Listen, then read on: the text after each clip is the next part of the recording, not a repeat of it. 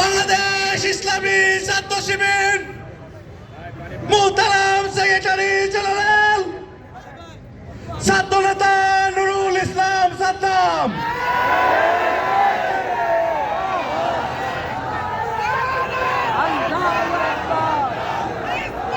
আউযু বিল্লাহি মিনাশ শাইতানির রাজিম।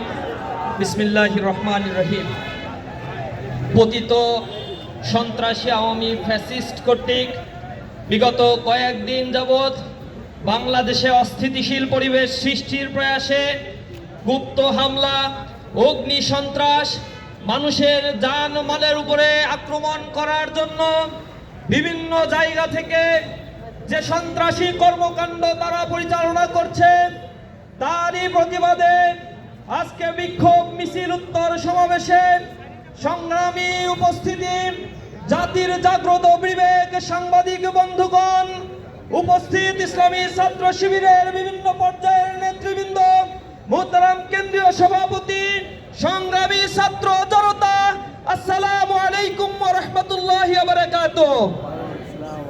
সংগ্রামী উপস্থিতি, আমরা লক্ষ্য করেছি বিগত কয়েকদিন যাবৎ আওয়ামী দোসর তারা অনলাইনে বিভিন্ন ধরনের হুমকি দামকি দিচ্ছে। দিল্লিতে বসে পতিত ফ্যাসিস্ট আওয়ামী লীগের প্রধান গণহত্যাকারী ফ্যাসিস্ট হাসিনা লুকিয়ে থেকে ভিডিও বার্তার মাধ্যমে এদেশকে অস্থিতিশীল করার জন্য পায়তারা করছে।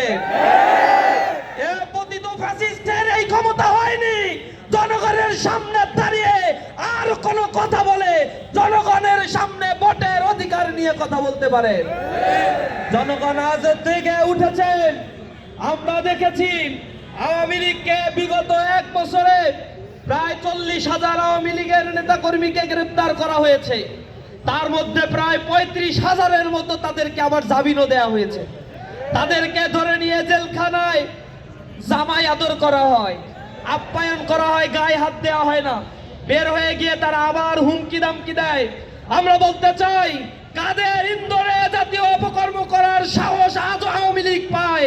এখনো জুলাইয়ের শহীদের রক্ত কথা বলছে।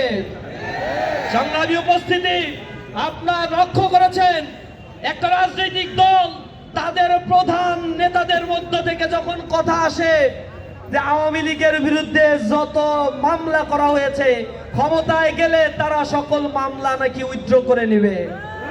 আমরা শঙ্কিত হয়েছি তারা ম্যান্ডেট দিয়ে ক্ষমতায় গেলে জুলাই সনদ তারা আসলেই বাস্তবায়ন করবে কিনা। আমরা শঙ্কিত রয়েছি গণভোটের রায়কে তোয়াক্কা করে আবার কোন ফ্যাসিজম তারা কায়েম করবে কিনা। আমরা খেয়াল করেছি তাদের নেতা হেয়ালিপনা করে বলেছে, তাদের নেতা খুব হাস্যোজ্জ্বল ভাবে বলেছে এদেশে নাকি পেঁয়াজের সংরক্ষণাগার করার জন্য এটা খুব বেশি প্রয়োজন, গণভোটের চাইতে বেশি প্রয়োজন সেটা। তা আমরা তো বলি বাংলাদেশের জাতীয় নির্বাচনে প্রায় 2,995 কোটি টাকা বরাদ্দ দেওয়া হয়েছে। তো এই বরাদ্দের কি দরকার আছে? এই 3,000 কোটি টাকা এদের জনগণের মধ্যে এখনো পর্যন্ত বাংলাদেশে 30 লক্ষ বেকার আছে। এই বেকারদের মধ্যে ভাগ করে কর্মসংস্থান সৃষ্টি করলেই তো হয়। জাতীয় নির্বাচনের কি দরকার আছে?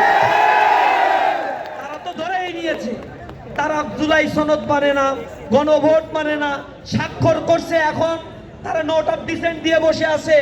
তারা বাংলাদেশের সংবিধানের গুরুত্বপূর্ণ সংস্কার মানে না। তারা শুধু চায় একটা নির্বাচনের মধ্য দিয়ে ক্ষমতায় যাবে, ইতিমধ্যে যা লুটপাট করেছে তা দিয়ে কয়েক হাজার গণভোট করা সম্ভব। এইগুলোকে বৈধতা দেওয়ার জন্য তারা শুধুমাত্র তথাকথিত একটা নির্বাচনই চায়। জনগণ তাদের এই ফন্দি বুঝে গিয়েছে।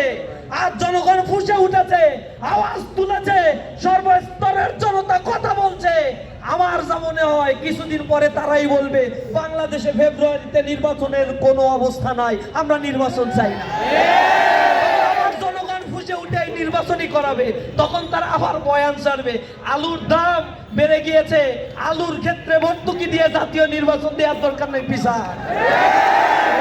যখন বুঝে নিবে যে তাদের ক্ষমতায় যাওয়ার কোনো স্কোপ নাই, সুযোগ নাই, জনগণের ম্যান্ডেটকে তারা আসলেই পছন্দ করে না, যত্রতত্র ক্ষমতা তারা জনতাকে পছন্দ করলে জুলাই আন্দোলনে যারা শহীদ হয়েছে তাদের স্বীকৃতি দেয়া, আহতদের স্বীকৃতি দেওয়ার জন্য জুলাই সনদের ভিত্তি এই বাংলাদেশে আরো 1 বছর আগে দরকার ছিল।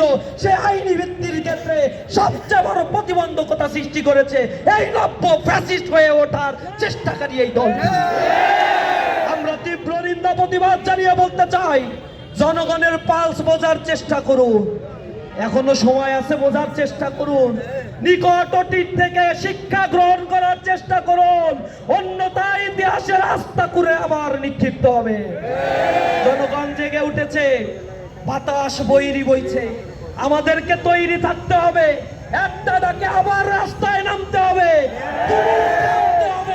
জেগে উঠতে হবে, এ মাতৃকাকে আবার নতুন ভাবে সাজাতে হবে।